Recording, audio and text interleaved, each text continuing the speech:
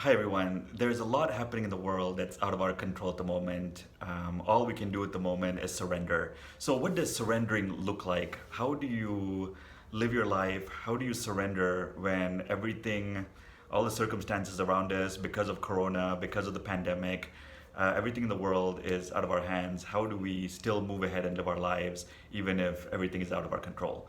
So, here are some ideas. One of the things that we have to remember is that even if the world is out of control, we have control over our own lives, our own thoughts, our own actions. So we can still move about this world and do what we need to do. We can change our thoughts to more empowering ones. We can change our perspective to more empowering ones. So even if the world is falling apart and is out of our control, not going the way we want, we can still choose to live our life the way that we see fit and that is best for us. So this partly requires going within and trusting our intuition.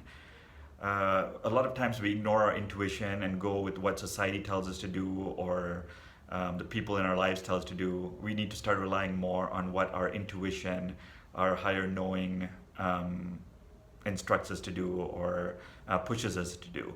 We need to know that our voice, our inner wisdom knows best. We need to have trust in ourselves.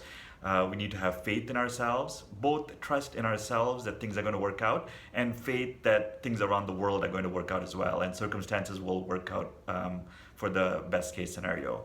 We need to let go of judgments and preferences, likes and dislikes. This is a book that a concept that came out of this book called The Surrender Experiment by Michael Singer, where one of the things he suggests is, most of our lives we're going about it thinking, I like this, I don't like this happening, this is a positive thing, this is a negative thing. He says, how do we really know? And that's what I'm posing as well. The absolute worst thing that could have happened to you in your life could end up being the best thing. The best thing that could have ever happened to you could end up being the worst thing.